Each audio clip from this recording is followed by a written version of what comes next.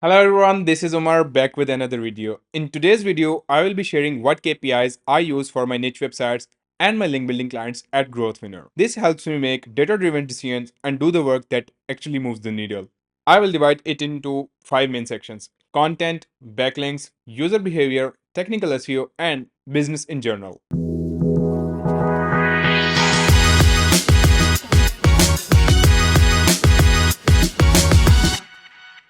Let's start with the basics. KPIs or key performance indicators are the metrics that directly impact your business success. Do not confuse KPIs with targets and goals. Both are different. When it comes to content, here are the key metrics that I look for. Firstly, entities. Gone are the days when we would just put quote unquote related keywords in the content and hope to rank for them. The search is all semantic now, and rather than long tail keywords, search engines look for related entities and topics to connect the dots if it really provides the context as a whole. I use Surfer SEO to optimize my content, both new ones and existing ones. The number one thing with the website content is user intent. When I say intent, this means how helpful and satisfying the result is for the users. For example, if I want to rank for the keyword mortgage calculator and have a beautifully optimized page like this. It has everything: entities, related keywords, and whatever you can think of being an SEO. But the problem here is the searcher is looking for something like this. Since this is very helpful for many users. If I can talk about Google's quality rated guidelines, the later page will be rated as highly meets criteria. One of my friends, Robert Nichel, says, in the world of AI and LLMs, there is no room for opinions.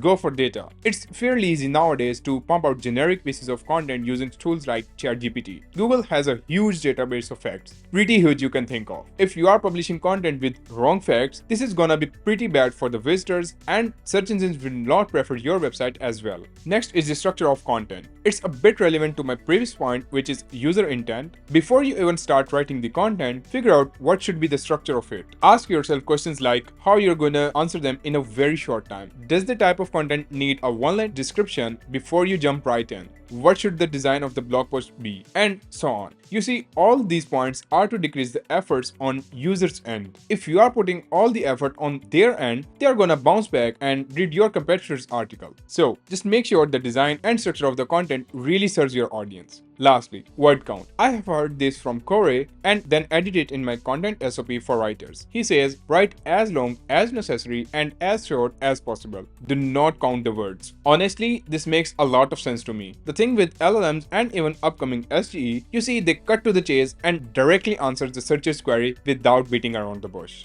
Alright guys, this was all about content. Now we will move toward my favorite part, that is links. If I'm being honest with you, this part of SEO is very flawed. Either the matrices that SEOs use are highly manipulative, or they are some nice looking metrics. For example, Ahrefs DR. You can pay any freelancer on Fiverr to boost your DR up to 80 in a week or so. Most guest post sellers and link vendors do this to fool the person on the other side. As for setting the goals or KPIs for links is concerned, I keep these things in mind. Number 1. Quantity. I'm not sure if most SEOs are gonna hate me for this, but hold on for a minute. If your competitors are building 2 links per day and you're only aiming for 10 links per month, how you're gonna compete against them? I get it. At the end of the day, the quality matters, but you need to keep this side in mind as well. That is to acquire links at fast pace. One more thing, I'm not referring to any site where links from footer or sidebar to increase the quantity. Clearly, these are editorial or contextual links within the posts. Number 2. Momentum. I will put it in this way. If you are acquiring 100 links in 1 month and not doing anything in the second month, you are preparing your business for a disaster.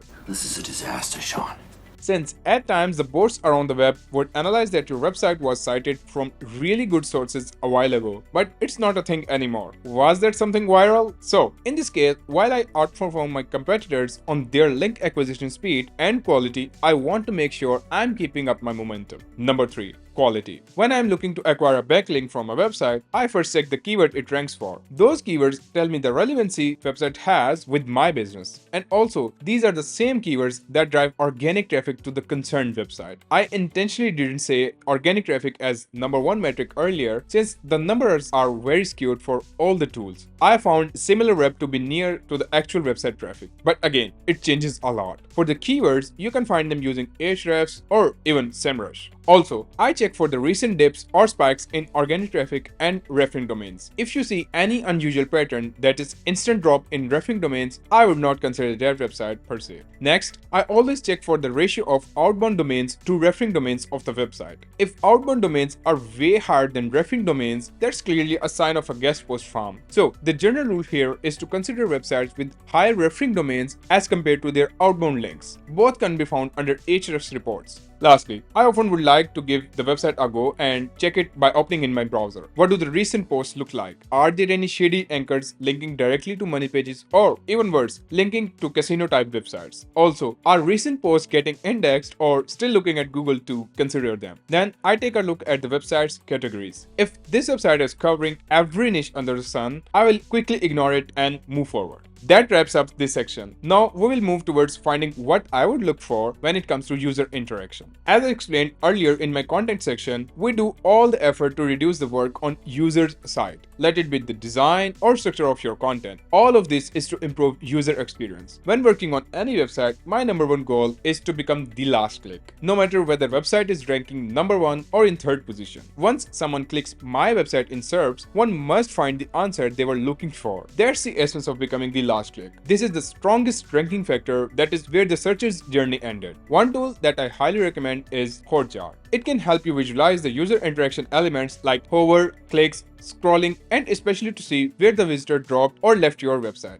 Well, I don't have to emphasize that over 63% of the traffic comes from mobile. Most businesses and website owners don't really check their website on mobile. I'm referring to actually picking up the phone and seeing how your website and blog posts look when you open them on mobile. Especially with e-commerce stores and content niche websites, I must check how the user would interact when they open the website on mobile. To see if I developed something that keeps my audience to sick is through returning visitors. Although it depends if your business demands returning visitors or not. For example, if you generate sales only from the new visitors as a sign up to the product that you are promoting, then it's not the ultimate metric for you. Lastly, with all these Google updates coming out every night, I want to diversify my traffic. So the sources of traffic is an important metric here. As said in my last video, having multiple sources of traffic impact your overall rankings, as it's the number one signal to Google that you are a legitimate business that the audience loves. Alright, so much to consume about user interactions. Now we are on to the things that I check when it comes to technical SEO. As per my experience, you don't have to have a separate department for technical SEO unless you are working on a website with thousands of pages that need to be maintained. Because in that case, a simple fix can improve your website's traffic significantly. If I'm working on a website with couple hundred pages, I generally run it through Screaming Frog and see if there are any potential issues with headings, metas, sitemap, or response codes that can be fixed. But when it comes to KPIs, here are the 3 things that I aim to be good at.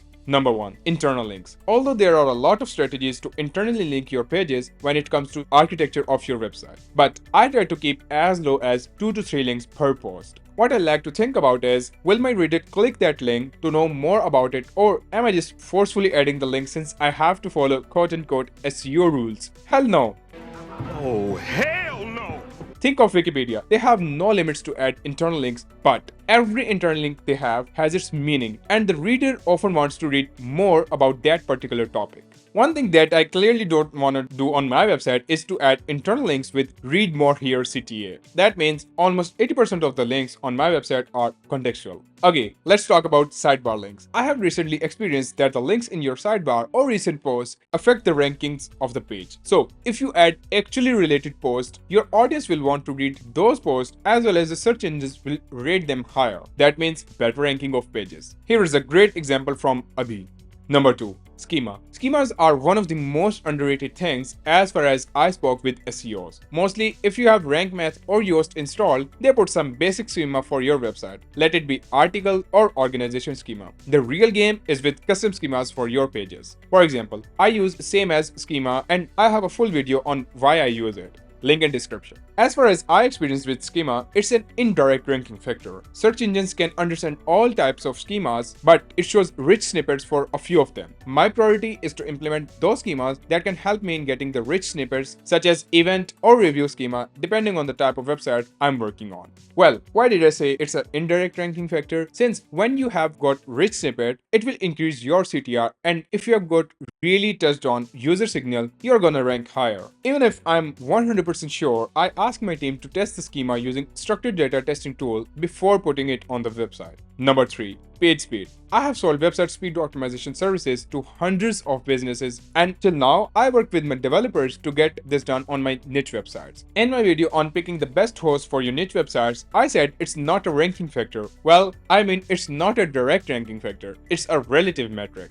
As there is no specific time duration defined in Google's algorithm for the loading time of the website, I aim for my website to load faster than competitors on top positions in SERPs. That's it for the page speed and technical KPIs. Now, I'm going to share my 2 cents on setting KPIs for business in general. Setting KPIs, goals, and targets really depends on what type of business you are and what you want to achieve out of that business. For example, the KPI for a local business would be the number of calls received per day. For a link building project, it's the number of links built per month. For an e-commerce store, it's the monthly number of sales generated, or for a SaaS business, it could be the number of demos booked that converted into clients later on, and so on. You see, the common thread here is impact. We're not just looking at shiny metrics, we are focusing on what truly drives your business forward. And in SEO, that's organic clicks. Impressions might look good on paper, but clicks are what bring in the business. Business is good.